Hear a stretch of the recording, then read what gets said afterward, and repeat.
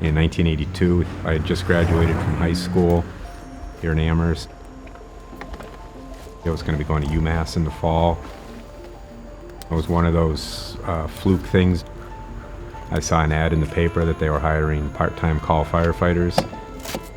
That first year, it really sucked me in. Memorial Day 1983. I remember the fire specifically. I was born at Cooley Dickinson in Northampton in 1964. He was always making things and figuring out how to do things. And Lindsay had decided he wanted a ham radio room, so without telling us, in his bedroom, he had cut a hole in the closet ceiling, made a ham room up there, and to get some light in, he had cut a hole in the outside wall of the house, put some glass in, and made himself a window. You can see that pipe there sticking out of the wood? That's where all the antenna cables went up into my radio shack. I'm one of the 2 assistant fire chiefs here at the Amherst Fire Department. I oversee the buildings, fire trucks and the ambulances, and the radio system.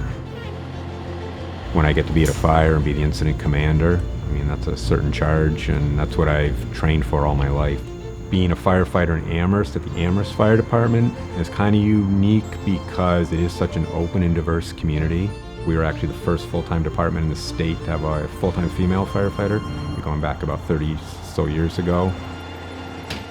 My wife Elise, we've been married almost 25 years. My son Merrick and my daughter Marissa, both of them were born at Cooley Dickinson Hospital. The moment that sometimes strikes me is I was living in this building when I was 18, 19 years old as a student firefighter. My room was right upstairs. So one side of you can look at that and go, what are you doing here 37 years later in the same building where you were living in college? When you reflect back on what that really means and serving the community for that long, then you say, well, that's why you're still here, because it's worth it and you enjoy it. My name is Lindsay Stromgren, and I'm a Cooley baby.